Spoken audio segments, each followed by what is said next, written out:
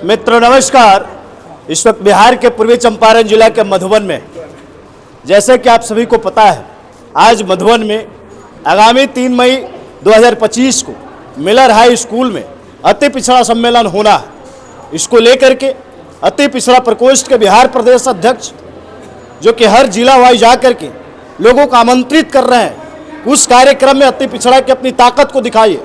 हम लोग जो ना इसी तमाम सारे मुद्दे को लेकर हम लोग इनसे बात करने की कोशिश करेंगे। स्वागत है सर। देखिए, आज मधुबन जिला राष्ट्रीय जनता दल का जो संगठन जिला है हमारा, वहाँ के हमारे अध्यक्ष हैं शंभू गुप्ता जी और मेन अध्यक्ष हैं हमारे नूर आलम साहब। सब लोगों ने एक बैठक जो है सो की है यहाँ। हम लोग भी सामूहिक रूप से हमारे माननीय विधान पार्षद उर्मिला जी, हम लोग के पूर्व सांसद अनिल सहनी जी, सब लोग हम लोग आए हैं संयुक्त रूप से न्योता देने के लिए।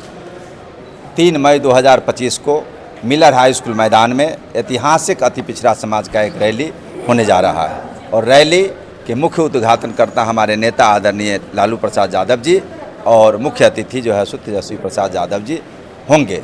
हम लोगों ने आह्वान किया है और यहाँ निवेदन भी किया है यहाँ के साथियों से, सभी अति पिछड़ा भाइयों से और अन्य जो हमारे प्रकोष्ठ के सभी विंग के साथी हैं, सभी लोगों से कि अधिक से अधिक संख्या मधुबन संगठन जिला जो है हमारा यहाँ से चलनी चाहिए उस रैली में।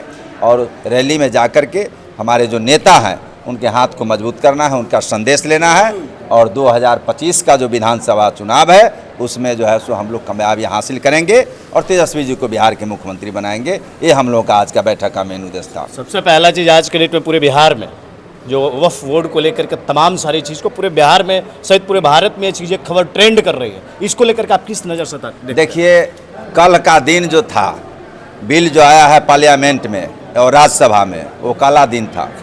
हम लोगों के देश की आज़ादी में जिनके खिलाफ में आपने बिल लाने का काम किया है, वो भाई बन के देश की आज़ादी दिलाने में हमारे साथ थे। हम लोगों को अफसोस हो रहा है और मैं मांग करता हूं आपके माध्यम से इस देश के सरकार से कि इस बिल को वापस किया जाए और अमन चयन का जो समतामूलक व्यवस्था है देश में, सभी लोगों को बराबरी रहने का जो दर्जा बाबा साहब भीमराव अम्बेडकर ने जो दिए थे, उस पर कामयाब रहे। चलिए, बहुत बहुत शुक्रिया। इसी संदर्भ में आरजेडी के मजबूत नेत्री हैं ML उर्मिला ठाकुर, हम लोग इनसे भी जानने के प्रयास करेंगे। हम लोग काफ़ी इनका क्रांतिकारी भाषण हम लोग देखते भी हैं और सुनते भी हैं।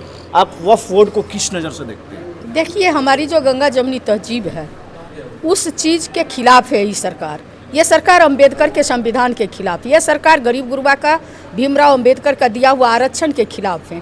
ये नहीं चाहते हैं कि इस देश में अमन चैन कायम रहे, ये चाहते हैं अंधेरा कायम रहे और मेरा राज चलता रहे। आप देखते हैं कि इन लोगों के पास गाय गंगा और दंगा की बात करते हैं, ये लोग श्मशान कब्रिस्तान की बात करते हैं, ये लोग मंदिर और मस्जिद की बात करते हैं।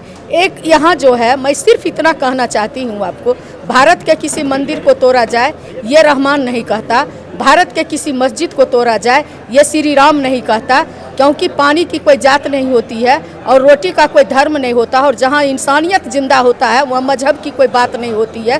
कोई कहता है हिंदू खतरे में है, कोई कहता है मुसलमान खतरे में है, लेकिन उर्मिला ठाकुर कहती है ना तो हिंदू खतरे में है ना मुसलमान खतरे में है। जब से नरेंद्र मोदी आया है पूरा हिंदुस्तान खतरे में है, देश का संविधान खतरे में है और इस वक्फ बोर्ड का मैं निंदा करती हूँ।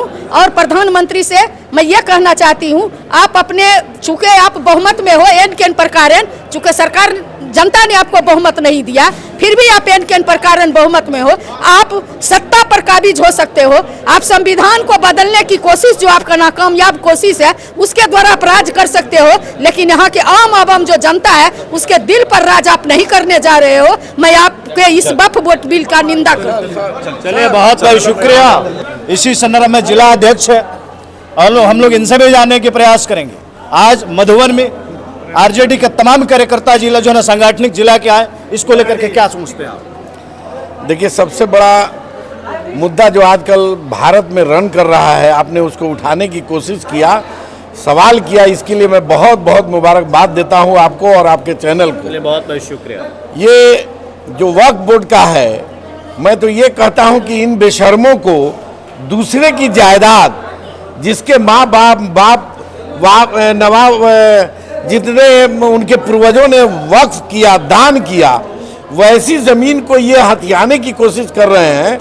ये बेशर्मों को ये नहीं लगता कि मठ मंदिर में जो दान किया गया ज़मीन है वो अधिकार सिर्फ उनके ही पूर्वजों का है, उनके ही खानदान का है।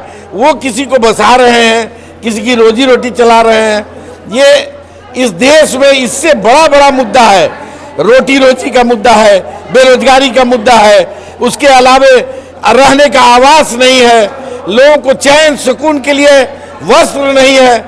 माने त्राही ईमान देश है। इन मुद्दाओं को न लेते हुए ये मुद्दा ले रहे हैं वक्फ बोर्ड का, ये सिर्फ सरासर गलत है। मैं मानता हूँ ये गलत है, लेकिन सत्ता पक्ष में रह रहे हैं मुसलमान ही क्या कर रहे हैं? ये लड़ाई तो पूरे जो है ना पूरे भारत के मुसलमान के है ना, चाहे वो जिस पार्टी में हो। नहीं, ये तो सभी जातियों का है जो शांतिमय ढंग से जीना चाहते हैं, जो अमन चाहते हैं, ये सभी जातियों के और धर्म का है। अगर उसमें बैठे हुए मुस्लिम जो लीडर हैं अगर इस बात को अवॉइड नहीं करते हैं, इसका विरोध नहीं करते हैं, तो मैं ये समझता हूं कि उनका ज़मीर मर गया है।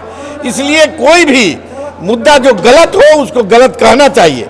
जमा खान साहब से जब हमने अभी हाल ही में पटना में था इस सब्जेक्ट पर, जब हमने बात करने के प्रयास किया, उन्होंने साफ शब्दों में मना कर दिया कि नहीं मैं इस पर बोलने में सक्षम नहीं हूँ। क्या नहीं, ईश्वर ने कहा है कि नाजायज अगर होता हो तो आप अपने मन से बोलिए, उससे ज़्यादा ताकतवर हो तो लाठी से बोलिए, उससे ज़्यादा ताकतवर हो तो उसको उठा के पटक करके उसको मनवाने का काम करिए। अगर जमा साहब ने ये बात बोला है कि मैं इस पर नहीं बोल सकता हूँ, तो ये शर्म की बात है, उन्हें बोलना चाहिए था। अगर नीति और निर्धारण गलत है उनके सरकार का तो उनको विरोध करना चाहिए था। चलिए, बहुत बहुत शुक्रिया समय देने के लिए। थे जिला अध्यक्ष। बाकी पूरे खास खबर को देखने के बाद आपको क्या लगता है कमेंट सेक्शन में जरूर बताइए। बहुत बहुत शुक्रिया, धन्यवाद।